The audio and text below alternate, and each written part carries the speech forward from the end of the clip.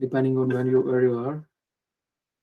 I hope everybody can hear me all right and see my screen.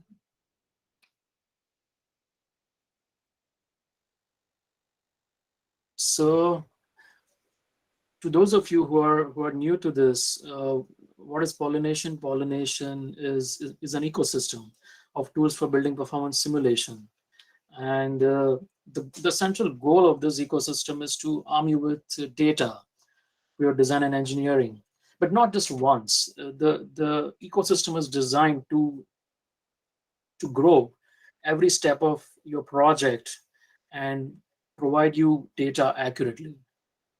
And these are some of the components of the ecosystem. We have CAD plugins, we have recipes that are validated units of logic, we have apps, we have cloud computing for scaling your workflows, we have a web interface for collaboration and making your simulation more accessible to other people. And so this is how the ecosystem really looks like. And look at that, apps right in the center. And that's why we are going to talk about the apps as to why they are so important to this ecosystem and why you should use them. So let's dive right in. So let's talk about Pollination app. Now what is a Pollination app? So Pollination app is it's a web app written in pure Python to capture one or more of your workflows. Now that's just a description of what an app is, but you might ask, why do we need Pollination apps to begin with? So let's dive into that question first. So why do we need Pollination apps?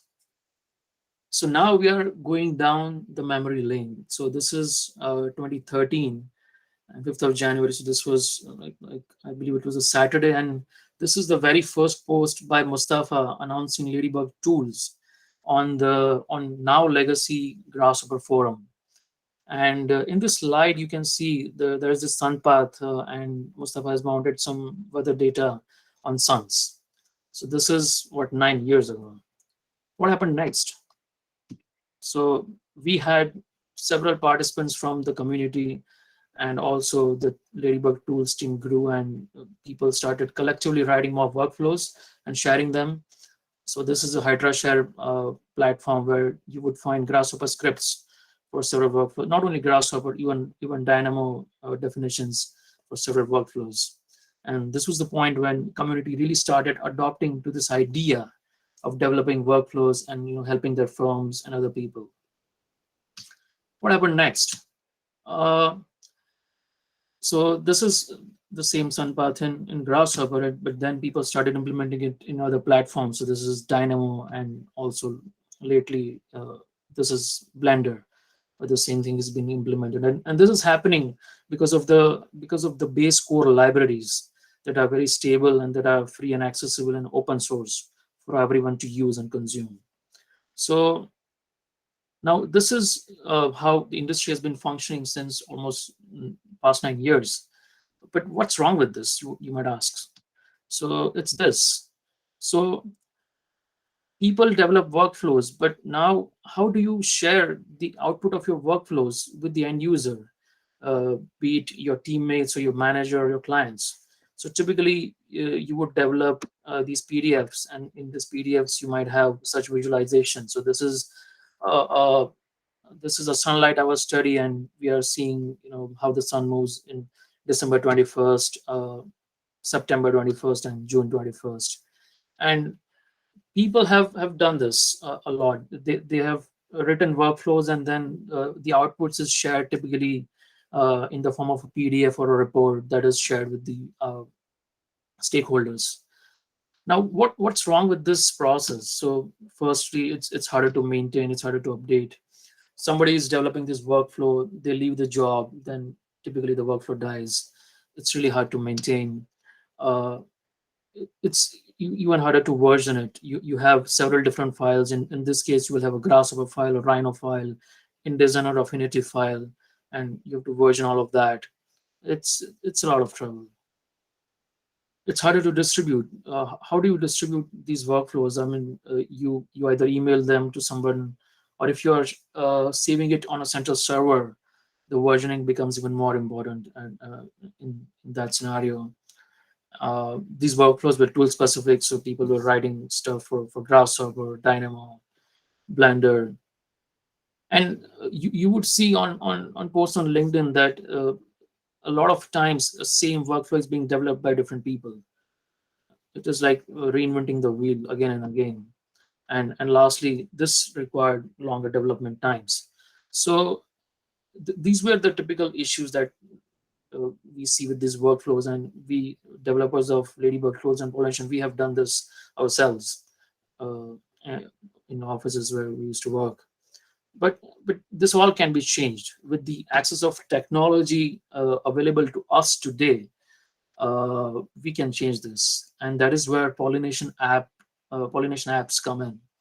So if you are somebody who likes developing workflows for your team, for your company, who likes helping other people, making their lives better, you can use pollination apps to productize your solutions. So what you see here is the same workflow. You see a sun path, and there is a dry bulb temperature data mounted on it. But this is a web app that you can share with anyone, and this is much more accessible. This lives in the browser, so you can use it on any platform, even on a mobile screen. And this makes it really accessible to all your stakeholders in terms of sharing your solutions. So uh, by using pollination apps, you can save your apps at one central location. uh, it's very easy to update if you know Python. uh, we provide you support to auto version your apps. This is already being offered. We can also help to distribute your apps. You write it once and immediately you can have it available on different platforms, and also the cat plugins that we supported. And you can also limit the access to your apps to the audience that you want to share it with. uh, Apps are platform agnostic, as I mentioned. They run, you basically write it once, run it everywhere. And lastly, this all can be done with much lesser development time, typically in hours, not days or weeks. So those are the advantages of writing an app. Now, you would also ask what kind of support can you expect when you are trying to write an app. So starting with Python, there are absolutely amazing resources for free available online where you can learn. So this is from Free Code Camp. They offer several courses based on the level where you are, beginner, intermediate. You will also find courses to learn Streamlit. Streamlit has excellent documentation uh, about their API, and we are going to make use of this in the app that we write. uh, if you have some trouble writing an app, there is a chance that somebody else has had that question before. This is a forum, Streamlit forum, where the community is really strong, and you might find help for your troubles here. We have great documentation for all the Ladybug Tools core libraries that you can use with any of your apps. All these libraries are written in Python, so it makes it available in all your apps. Uh, we also have user manuals where you will get step-by-step instruction in terms of how you can make progress. We have our own pollination forum where you can reach out with questions. We have this whole GitHub organization where we have publicly shared all the apps that we have written so far, the Ladybug Tools team, and you will find all of these apps here open to public. And what you will find in those apps are some of these examples. So in the weather report, you will find how to create Ladybug tools like charts. So here's an example of a psychrometric chart created in this weather report app. This is where you will find this app on GitHub. In this UTCI heat map app, you will find an example of how to capture your app and export as a PDF. So this is one example. And this is an annual loads calculation app that runs using Energy Plus. Uh, This is an example of a compliance analysis where we are doing lead daylight option to analysis. Uh, if you are a fan of Design Explorer, you will find one example that develops a parallel coordinates chart like this based on a parametric study run on pollination.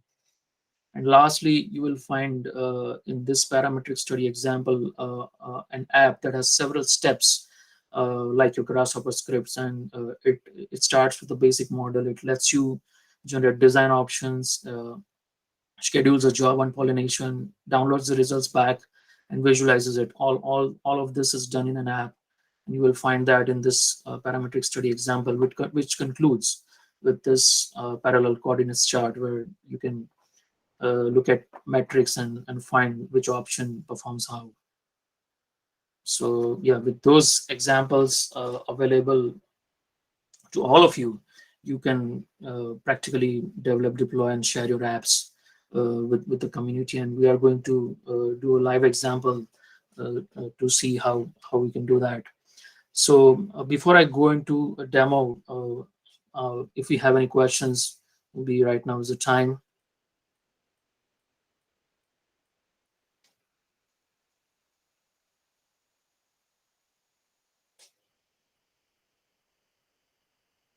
Janki, do we have any questions, or I will just move forward? There's no question. So far, so good.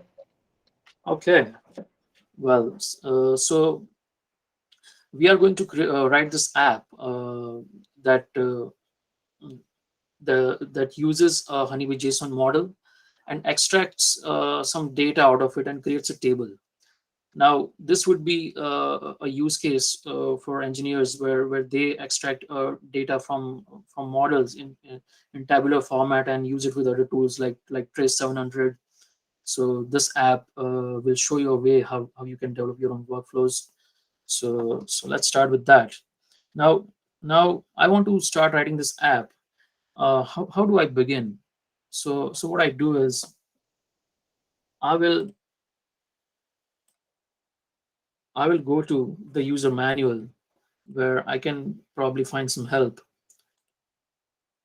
in terms of how I can start writing my app. So this is a Pollination Cloud website, and if you go to user manual, these are all the topics you will find help on. And in the app section, I have something called prepare a folder. So this uh, this article tells you how to prepare a folder before you write an app. I'm not going to go through the article, but I'm going to follow what is told here. I'm going to create a folder on my machine. So diving right in. So I have, hope everybody can see the fonts on the screen. So this is the command prompt. If you're on Mac, you will have a terminal. So what I need to do is I need to install Pollination apps first. So I will do pip install Pollination apps. I'll use the U flag to download the latest option. And yeah, this will very quickly install it for me. Yeah, now it's installed, and I want to create a folder where I can start writing my app. So Pollination app library offers us the resources to do that. So I will do Pollination apps, and the new, this is the command. And if you're wondering how this command works, you can use this help option, and that will show. So that shows that you can create a new app using this option. So I'm going to create a new app pretty quickly. I'm just using the new command now, and it is asking me for a project name. So now before doing this, I would like to go to a certain repository, certain location on my system. So I'm going to D, and I'm going to GitHub folder, and here I want to create a folder. So I will do Pollination apps, new, and this will ask me for a project name. So I'm calling it model model to table. This is the name of the folder and the app. Uh, I will not use anything for the project slug. It will basically use the same name, short description,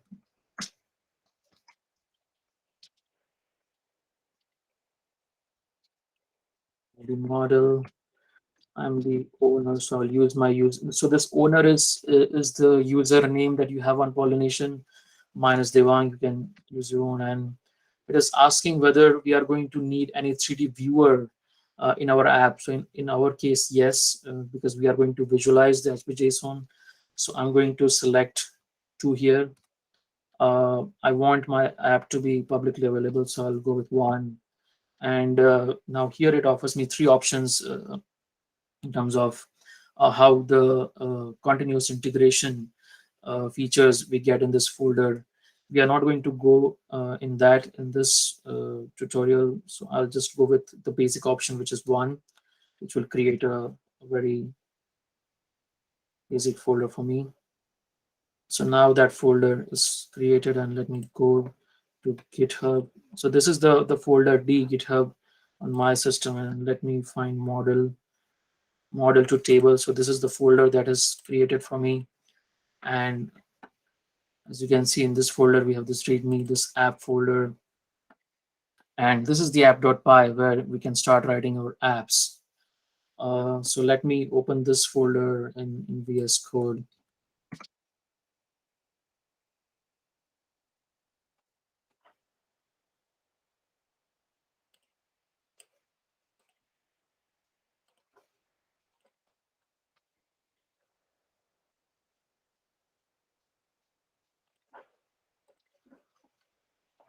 Yeah, this folder is open.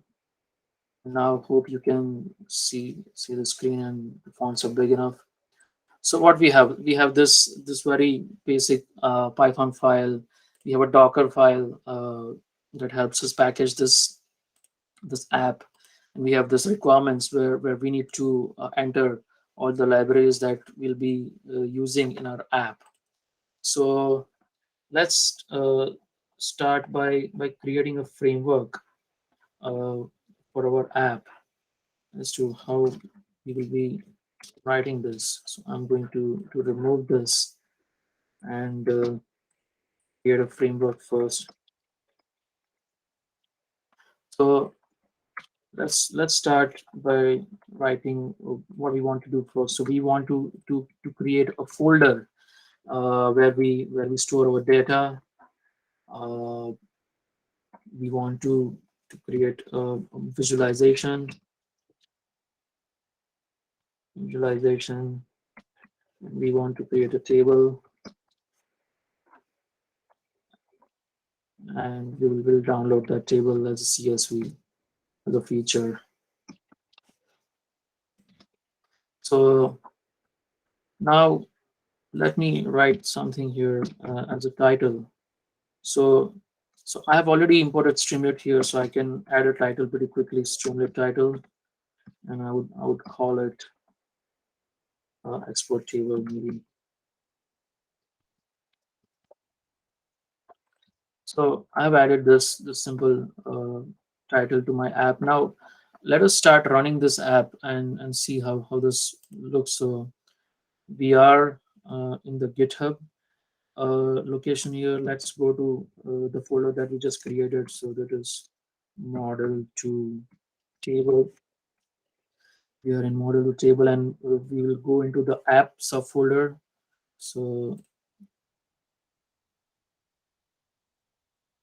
if you see, this is the model to table folder, and this is the app folder. So we'll go into that. So let's do the app. Now we are in the app folder, and here we can run this command, and this should run our app on a browser. So yeah, we have just this text export table here, nothing else. Now let's go back to our app and start adding uh, more steps to it. So I'm going to write I'm going to create a temporary folder. So in order for this to work, I need to import some libraries. So let me import libraries. So I need a temp file. I need also this populate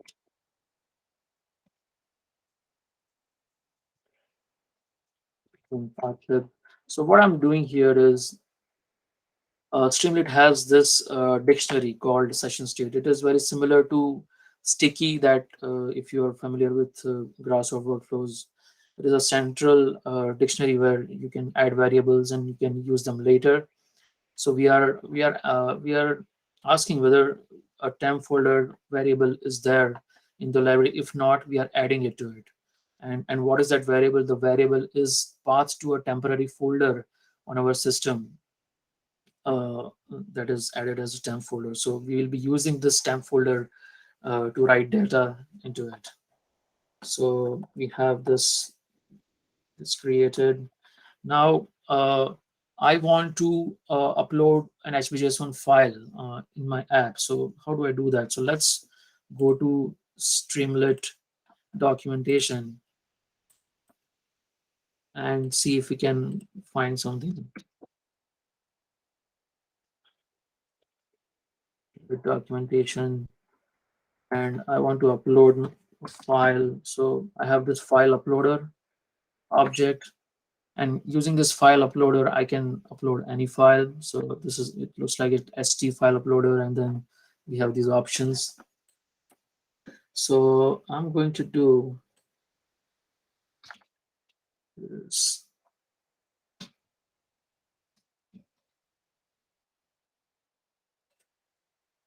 So I have this st file uploader, and this is a label. It is going to be HPJSON file, and it is going to give me this uh, file as a binary object. And let's see how this looks on our app. So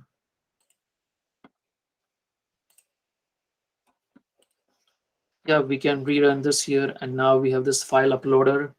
And if I can open this, this is like any other file uploader, and I have this folder on my desktop where I have a few HPJSON files.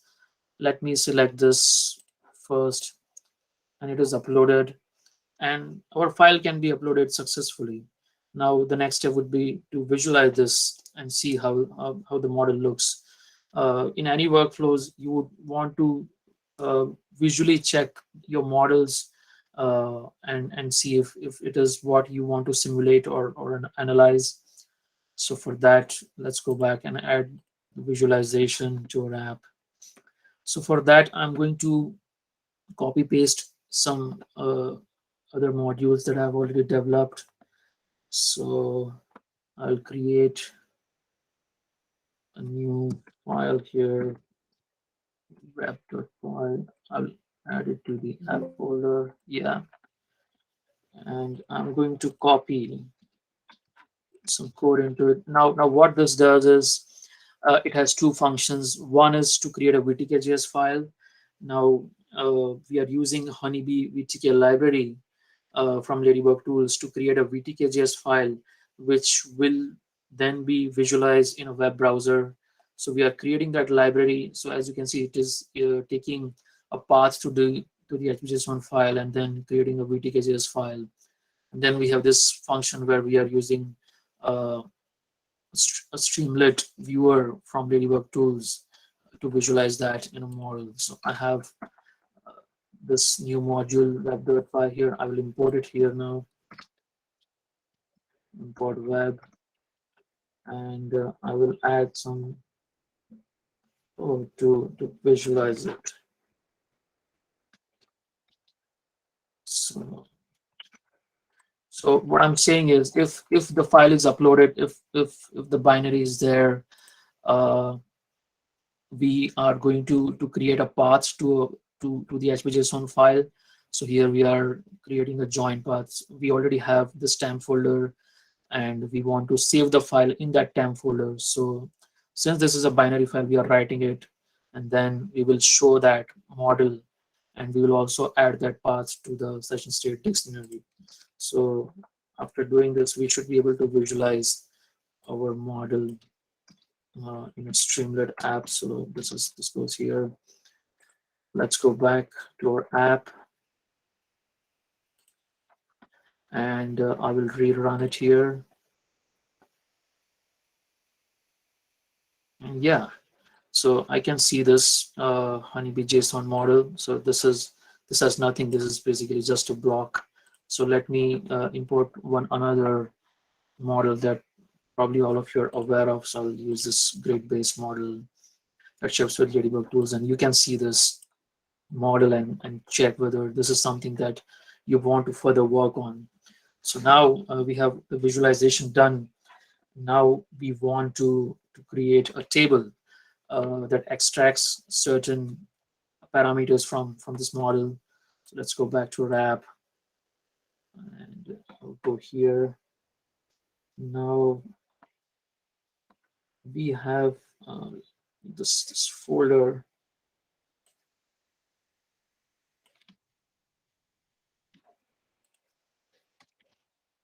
So now what I'm doing is, let me copy this function as well.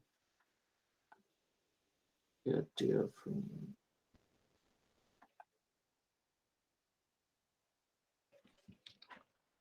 so I'll probably copy it here.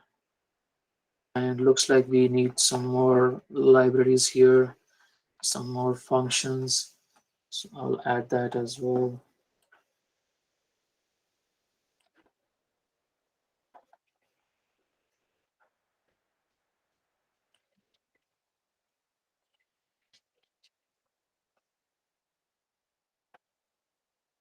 We'll add some libraries. So just to move this forward, I'm adding all these libraries here that we are using in this get data frame function. So what this function does is it takes your honeybee JSON file, it creates a model out of it, and from this model, it looks for these variables. So we have display name, volume, uh, exterior aperture area, and then we are calculating some of our own variables, such as what is the roof window to wall ratio in the north direction, east, and so forth. So we are doing some of that calculation ourselves, and we are getting a pandas data frame that we are going to visualize as a table. So let's go back to our app. So we don't need that here. Going back to our app. Now if I run this, let's see what happens. Oh, so it works. So now what the app is doing is it's using this honeybee JSON model. So it shows that it has test room 1, test room 2. So this is 1 and 2, two zones. It's showing the volume, floor area, exterior wall area, and also the roof window to wall ratio. So let's see if this is right. So we have this test room 1, which is this. So this has windows on roof, it has windows on north and south. So where is north and south? You follow here. So this is north and this is south. So let's see if this is right. So yeah, we have window to wall ratio on north, roof, and south, and rest are 0, which is fine. So now you would ask, how did I find all this? So you go to Ladybug Tools documentation for that. I will do honeybee documentation, and here I'll go to room module, and in this room module you will see all the properties. So this is where I got them from. You can use any of these properties, and even more if you're creating your own properties for this model. So that's how I found them. And if I click on this will download a CSV file. uh, yeah, I can open it. So it basically is the same data in the CSV format. I don't need this. Come on. So yeah, this is how this simple app works. Now let's also deploy this app uh, on Pollination. But before we do that, let me add some more capabilities to this app so that it can run in other plugins like Rhino and Revit probably. So let me quickly do that. So I will need some more. Anyone has any questions so far? If you want, you can type it in the comment section.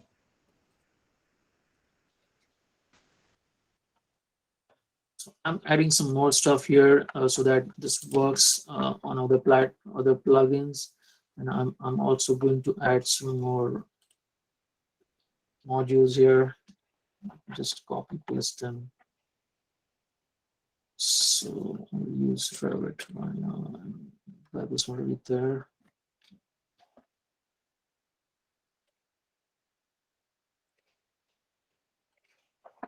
So I have an app here.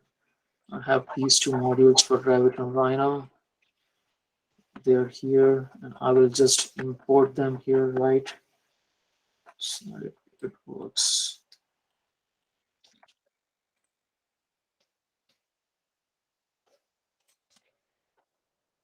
Looks good so far.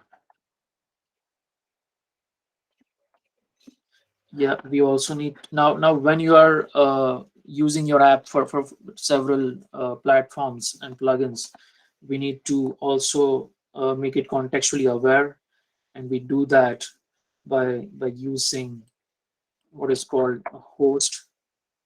So we do this. So for anyone watching this in the future, a month from now, we are abstracting this so you don't have to do it. So the button itself knows in what host you are. That's just great. So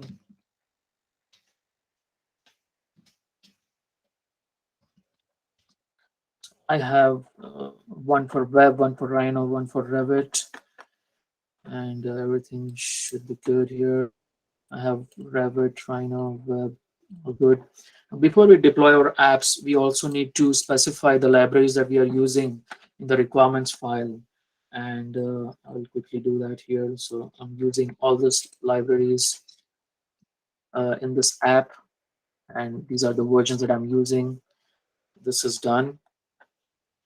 And now I'm ready to deploy my app. Uh, Let us see one last time whether the app really works here. So no issues. Let me, yeah, the app works all right. So now I'm going to stop running the app by using Control C. So now it stopped running the app, and I will use a pollination deploy command to deploy this app uh, on pollination. So let me do that. Apps deploy. You can again do this pollination help to find out how the command works. So it helps to deploy version 2 app pollination, and it takes a path to the folder, all these options. Let's do that. So pollination, the path is the current directory since we are already in the app. So that is the directory. I'll use owner as Devang. What else do we need? We need name for this app. So that is model to table. What else do we need? We need environment that is going to be public, and lastly I will need a token which I will enter off screen. So I'm adding a token.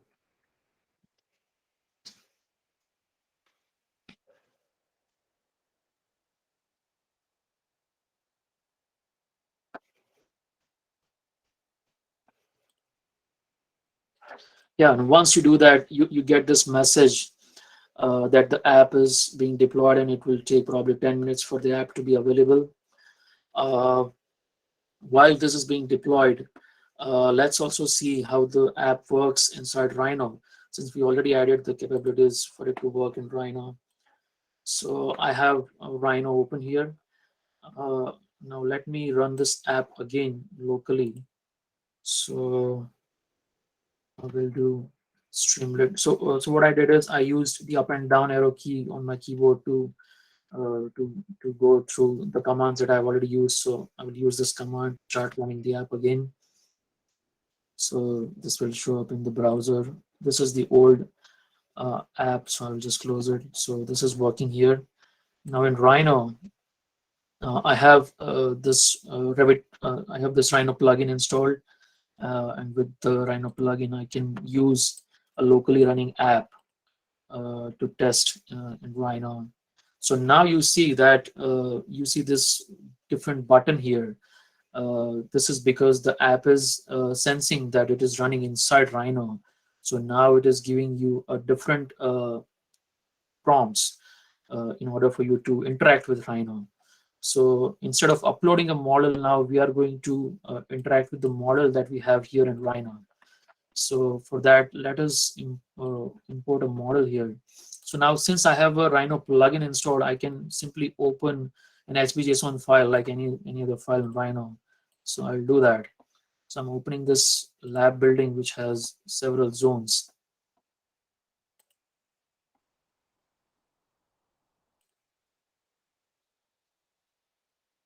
So as you can see, it is probably have 100 zones, and yeah, it's loaded. I can use the Rhino plugin to color this in a way that is more accessible. So yeah, it has probably 100 zones. And now we want to see if we can export this whole model uh, in terms of data format. So let's do that. Before that, I want to test whether the table is working fine. So let's see a couple of zones and we see if the window to wall ratio is working fine for us. So this model is oriented how? So this is north, so east, west uh, directions. Now let's start by selecting. So it is asking me to select an object. I'm selecting this one zone. I'm entering it. So now this is showing just for one zone. So this is corridor 11. This has this volume. And now this zone has windows where? So it has some windows on the south side, then we have on east and something on the north. So let's see if this uses that. So yes, we have north window to wall ratio, east and south. So this was just fine. But let's look at another example where the orientation is not uh, aligned with the cardinal direction. So this looks like if we go with this zone, it looks like the windows are facing what north, southeast and southwest. So let's see if we get that using this. So I will select this room. Okay, enter, and now it is updating. So now this is conference 9, and in window to wall ratio, so we have window to wall ratio on southeast and southwest, and the rest are 0. So apparently our app is working right, and we can do this for the whole model. So now I'll just select the whole model, press enter, and it should give me uh, data for all of it. And since this is a Streamlit component, you can make it bigger. You can look at all the data, and also last but not the least, you can also download this as a CSV. So this already downloaded for me. Let me do this again. Yeah, so it downloads a CSV file and you can open it. So yeah, this is the same app. As you see, I just wrote it once, and I'm already using it in Rhino. You can also use this in Revit and Sketchup, and it will be available on other plugins as we develop them. So yeah, that's all. Let's check on the deployment that we have done and see where it is. So I will close all this, and I will go to, yeah, I'm already here. So under your apps, you will see a new app being deployed. So this is still pending, and it will probably take 5 or 7 minutes. And while this is being done, let me hand it over to Mustafa, who will talk more about the sharing options. Yeah, thank you so much, Devang, for the presentation. If you want to stop sharing, I can take it over. So I don't know how you guys felt, but a few things I hope you got from it. One is Devang wrote the app, now he's deploying it, and the same app that he had with a few line of code became a Rhino plugin. So what can happen, we did a little bit, like learn from showing cooking shows, and we already have it deployed last night too, like another version of this. So I'm using this model this is the famous Assisys model. And if I go here to Pollination app, so if you don't see this, if you have the Rhino plugin and you don't see this, the command is PO apps, and this will show up. This is basically the same web browser, but it shows up inside Rhino. And now you see like I have an app here called Model Table, which is the same app that Devang just showed right now. So I click on it to open it, and you will see that this app will work with this larger model. The same thing here. It knows I'm from inside Rhino, so it changed it to be a button. I have option to sync the model or to select partially, or I can just click on get model. This is a large model with a lot of rooms. And you'll see this should work for this one too. In a few seconds, you will get the same table here. So one thing that you probably will notice is if you go there, you won't see this app.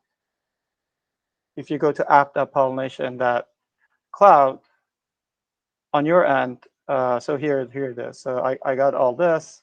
I think this is something that Victor asked for like a few times. So now you can just basically make your own table of any information that you want to get out of your HB And this one has what, like 600 rooms or more. If you go now to app.pollination.cloud, you shouldn't see this. If you see it, that's a bug. Can you confirm that you don't see it, Trevor? Do you see it? Like, so the reason you can't see it is because in the access, in settings, I have set this app to be private. And to do that, I had to change this app to be a paid resource. So one of the things that we didn't talk about is if you deploy an app as is right now, all the public apps are free. You can just deploy them, but they will be public, and they will be only public on Pollination. If you want the app to only be shared privately, then you have to make a payment. Or if you want this app to be public to everyone, so that's another thing that you need to make the app payment. The other thing is we add tags here for Rhino, Revit, and HB And Rhino and Revit will tell the plugins that this is a Rhino, also like works in Rhino and works in Revit. So it brings this up when you check it in Rhino and Revit. Now that I made this public to everyone, if you go back to app.pollination cloud and refresh, you should be able to see the app.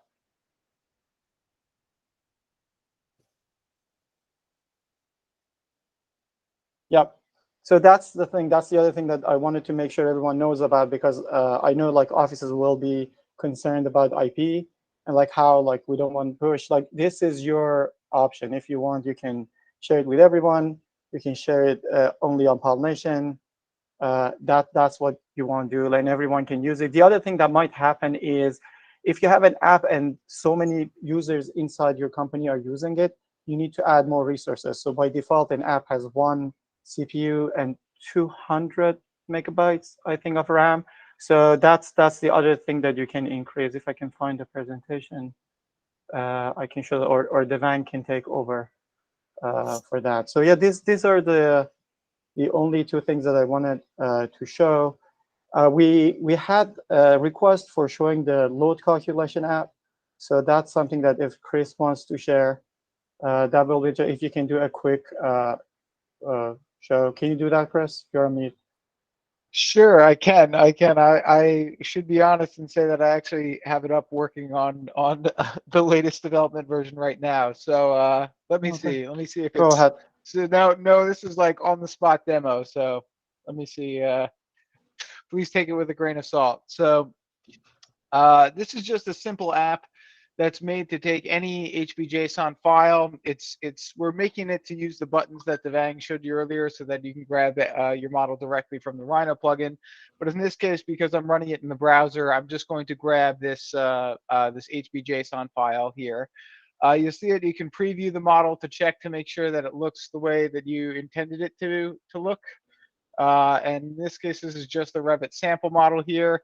Of course, you don't have to preview the model, and the app is smart enough, it won't actually generate the whole preview for you, so you can upload pretty large models and it will still run pretty efficiently. You need an EPW file, obviously, to calculate some annual loads, and we have some other options here, but I'm just going to hit this compute loads button. And you'll see that I've just added, right now in the development version, added this ability to get the Energy Plus ST'd out. So it's actually running Energy Plus within the Docker image, a very optimized calculation, because you can see it only took about, like, I think 7 seconds there. And it will give you the total load intensity. So basically all of the heating and cooling loads with lighting, electric equipment, etc., for each month. And then, very importantly, it gives you a load balance. So you can not just understand what is driving the energy use, or sorry, what the energy use is, but why it is the way it is, what is driving that. So in this case, we can see that a lot of the heating load in this Revit sample model is the result of infiltration, which probably makes sense when you have a model that has such a high surface area to volume ratio. And of course, you can change like the IP units. It's smart enough to not calculate this every single time. If you want to change the COP to be representative of a certain heating and cooling system, you can do that. And of course, you can always drag and drop another sample model here if you want, and just recompute the loads for that. So this is just a very simple, straightforward app for checking your annual loads in this case. And it's not terribly sophisticated. It's always using ideal air systems in this case, which is why the simulation is so fast. But it's very useful for understanding the assumptions you've put into your model and basically what are the things driving the energy use. So, any questions?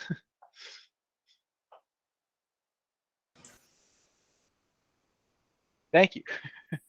There's no questions in the app. I'm sorry, in the chat, other than very cool. So Comment. I have a suggestion to just use this while we're at, other people can ask questions to hand it over to Antonello to show the another work in progress app integration that we are working on. I don't think we have ever showed it live, so this will be the first time for whomever Okay. join. Let's go.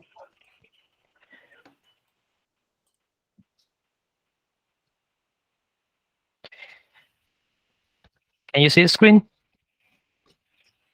Yes. Yes. Okay. Yeah. This is the same app by Devang. So in this case, we are reading directly in an OSM model, Open Studio model. And yeah, the app is pretty the same, and we are using also the same handler to get the model and read it. Just so if I for click on anyone, sorry, I think we didn't mention it. This is a Sketchup. yeah, and we can use the same app that Devang wrote, but this time reading directly in Open Studio model. And for example, if I add something here, small skylight like this,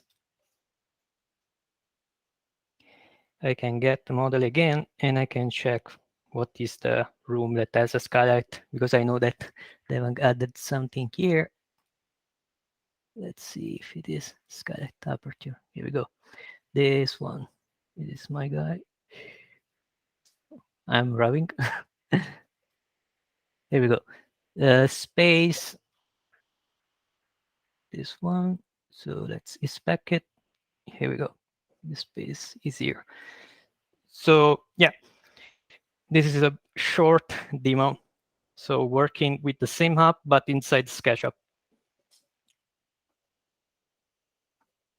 Well, thank you everyone for sharing on the spot demos. That was just cool. So let me again share my screen, and let's go back to presentation. So yeah, as you also, the idea is to write it just once and run it everywhere, and that is really the power of pollination apps. And we have written several examples on GitHub for you to get started and learn from it, in order to follow best practices. But now we have someone who has already started using those resources and writing an app. So this is a simple unit converter written by Justin, who is a senior building performance analyst at EYP. And he has written this app. He has deployed it on Pollination, everything by himself, using the resources available to him. So great job, Justin. If you're watching this later, this is amazing. And I would request Janki to talk about pricing now, about these apps. I can actually take over if you want. I saw like Yeah. just Yeah, Jackie had one go of those ahead. smiles. Okay, so why did you remove it? That was good. So if you can share the slide back, or I can do it if you want. So as I said, we have. So you can start for free. There's nothing to stop you from deployment. Um, and like just follow the things that Devang showed, follow the documentation. If you want to add access control to your app, you have to buy app resources, which you can access again under your subscription. Is similar to buying anything else. And then if you want to add additional resources, you can buy more additional resources. Every resource, app resource that you buy adds 1 CPU and 200 megabytes of RAM to your app. Most likely for all the apps that you write in resources is needed if you work with really large data or you have so many users. Yes, use multiple CPUs. Yes, that's also like if you have an app that uses multiple CPUs, then you want to buy multiple resources. So every resource adds more CPUs to your app. So there was a question earlier, Mustafa, from Victor, or not really a question, it was a comment about adding firm branding, adding features to apps. Would that be available with the essentials, or would that be something that one would need to switch over to like the access control? So it version? depends on the app. If the app is available open source, which all the ones that we showed are open source, you can just fork and then add your fork the app, change it, and then add your office branding, everything that you want to the app. If it's not, then those apps will be behind a paywall, or usually like the decision that we had so far is those features should be available to people who are already on a paid account more than having app resources. But if you want to make the app private, that's when you need to have to buy the app resources.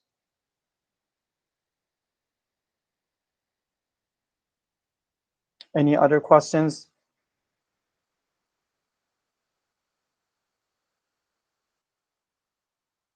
Yeah. And at this point, if Mhm. anyone wants to unmute, you can totally unmute and ask a question if you want. We have 2 minutes to go. All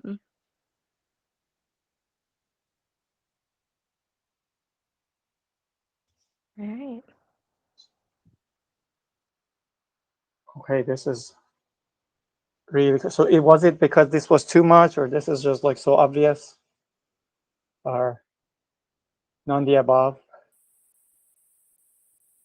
I think one of the one thing about like getting it started is we have a what's that, a category on Discord. So if you want to build something, if you have an idea and you don't know how, uh, the best way to get started is like to post it there and say, this is what I want to build. What does it take?